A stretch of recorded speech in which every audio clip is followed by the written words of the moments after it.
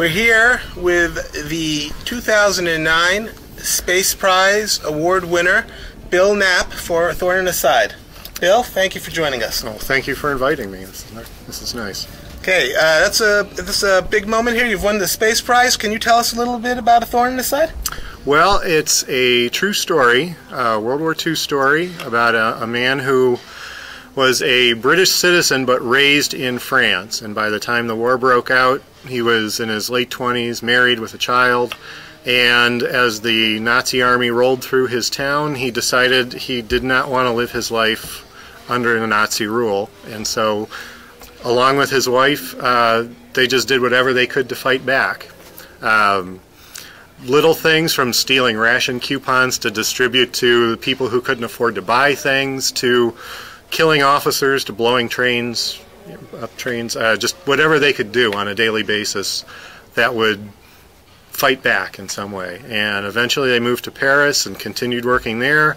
And he got captured and spent the last half or so of the war going through the prison camp system, ending up in Dachau. But he did survive it and lived to a very nice old age in England as a mushroom farmer.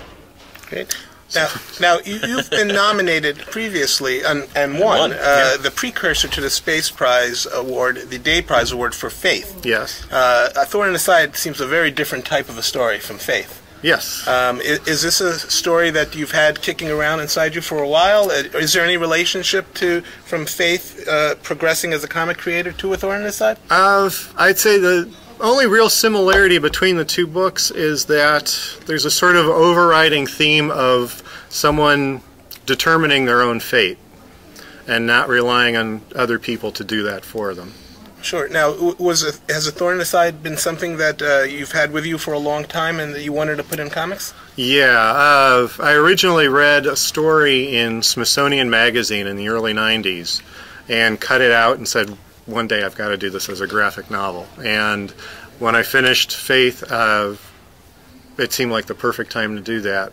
So I actually contacted the guy who wrote the article and met him, got a little more information that didn't make it into the story, and because there's very little research about Johnny Hopper's life. So some of it's sort of made up in a way of connecting scenes, but otherwise it's as close to real life as I could get. Did you talk to, is any of Johnny Hopper's relatives alive today? His son is still alive and lives in the Norfolk area of England. I didn't contact him because, well, I didn't have his address initially, but I also felt it's much easier to get forgiveness than permission if it was something that they really weren't keen on having someone do. So, has he seen it since? I think so, but I can't be sure. And you haven't been sued, so that's good. No. So, yes, that's always good. Yeah, it does seem like the overriding theme as you go in your work is trying to inspire the human spirit. I mean, do you have another project that you're working on now? Is this a continuing thing that that's what you do? Well, ever since I finished The Thorn in the Side, I've just been painting. It's hard to say, really, if I'm going to do another graphic novel, because, especially self-publishing, because it seems like as I go along it gets harder and harder to get material out to an audience. Comic shops don't buy stuff that's self-published. Diamond keeps raising the minimums on what it takes to self-publish something and get it listed with them.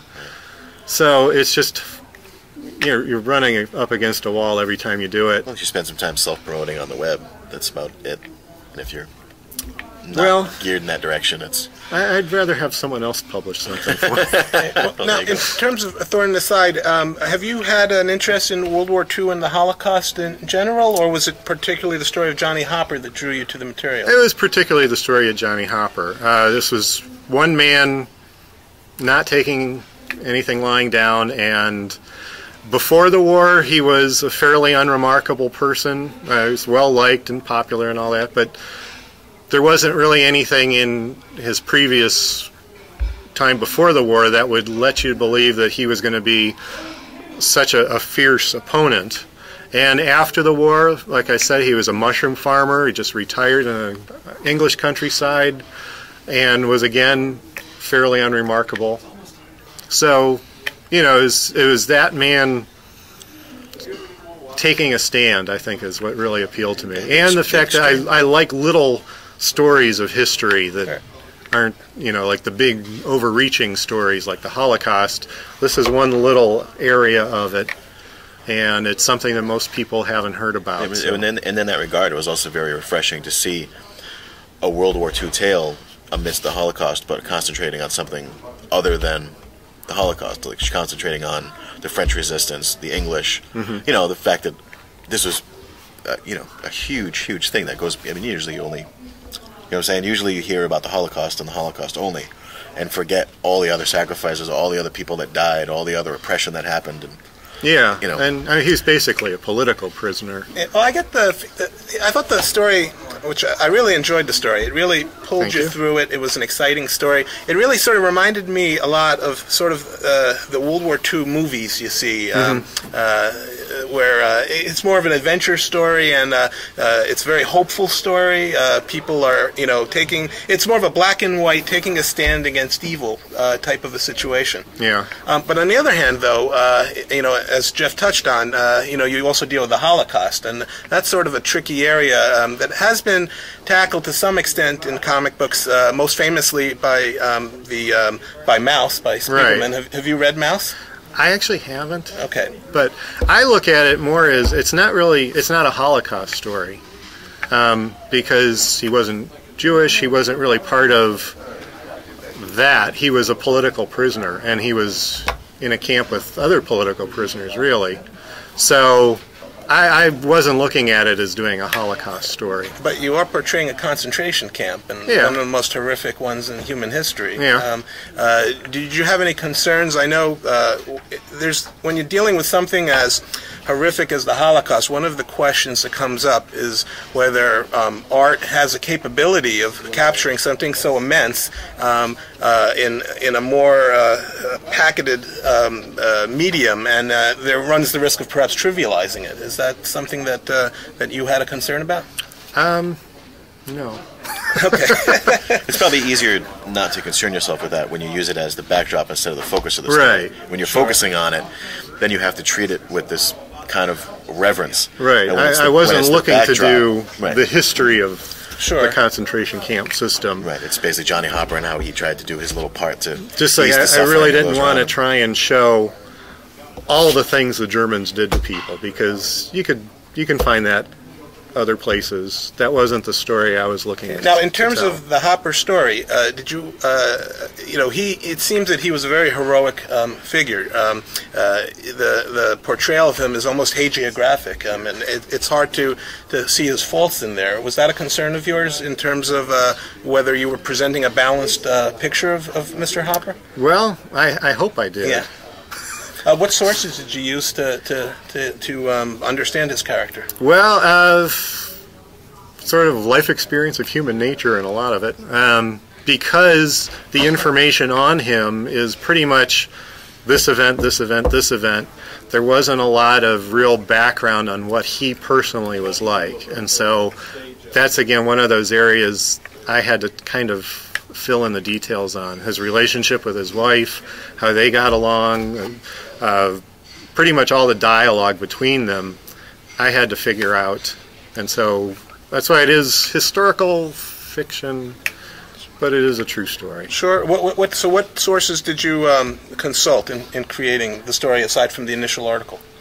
There's a book called The Way Back, which was written by Pat O'Leary, who appears in the novel as he went through the camps with him. And that's pretty much it as far as the actual exploits go. I read different things on World War II and prison camps and books on Dachau. Yeah, there is a bibliography in the back of the book as well. So, yeah. Okay. You know, for those that do pick up the book, there's plenty of information. Yeah, I try to keep track of my sources. Well, it seems like you put an immense amount of work into it, and I think it really comes through in the text. Oh, thank you. There's so much stuff. You read books, and so much of it doesn't make it into the book as an actual detail, but it all goes to help fill out your own understanding of what their life was like and what their experiences were. So, you know, all that stuff counts as reference, even if I don't use it. Okay. Now, in terms of you're the writer and the artist of this work. In terms of getting it on the paper, did you create a script first? Did you think visually first, or was it some kind of a combination of the two? Well, I try and write ahead of the artwork. Okay. I think I was about 30, 40 pages in before I even started drawing anything. Okay. And then I draw very slowly, so I was able to stay ahead of myself. Did you have full scripts for each page? Yeah. And did full you do scripts, thumbnails and I do thumbnails as I go along if something jumps out at me as an idea, a particular idea I want to get across. But, of course, that's always subject to change when you have the actual page in front of you. I think also in terms of your art style, comparing it perhaps to Faith, you've really tightened up your pencils. It really has a much more professional feel to it, and it's very readable. The panel-to-panel continuity is very strong. Do you think a lot in terms of the sequential art in the construction? Oh, yeah. I always try and work for people who aren't comics readers to be able to follow it along. So, people that read comics regularly, they know all the tricks about doing it, because it is something that you have to learn how to do. It's a vocabulary, language. Yeah, and, you learn how to decipher really bad comics art. But for people who don't read comics, the people I would really like to read the book, I have to make sure that everything is going to be very clear in the storytelling. The use of black and white as opposed to color also plays into that, because black and white storytelling, you can manipulate that where the eye is going to go in the artwork a lot better, I think, than in color. Sure, and it gives it a nice clean feel to it. Very fluid. Well, yeah.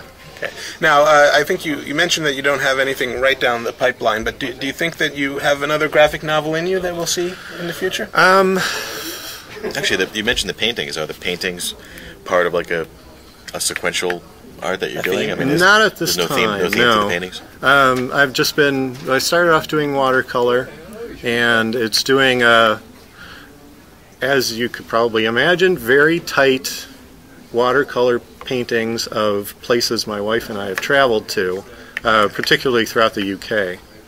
And so there is a theme. It's a travelogue. Yeah, I guess. But, it's stuff that has a particular an interesting angle to something. And again, it's all part of you're telling a story in one picture, right, rather than a bunch of them. So I am trying to inject a lot more storytelling into the paintings. I just finished my first oil painting, which was a neat experience, and I'll be doing more of that. Yes. As far as any other kind of story projects, there's two things I'm working on. I'm seeing if they're going to go anywhere as to whether I really go full force onto them. And one would be taking my self-published comic book, The Furies, and making it as a daily comic strip, very much like taking the superhero element out of it and making it more of an adventure soap opera strip. Okay. Because I don't think superhero stuff works very well in strips. You have to set up and pay off too quickly on a daily basis for superhero stuff to work. Now, if someone wanted to find your work on the web, do you have a website? I do. It is billknappart.com, and both of the graphic novels can be ordered through my website. Faith and the Thorn in the Side. Yes, via PayPal. Paintings are there, photographs are there of places I've been. As I do more stuff, if I do the comic strip, I'm going to be adding that to the website and then building a library out of the strips as I go along. Excellent. So, it's a work in progress. Terrific. Always. We thank you for taking the time to talk to us, and we wish you luck in the future. Well, thank you very much. This has been fun. Thank you. Thanks, Bill. Thank you.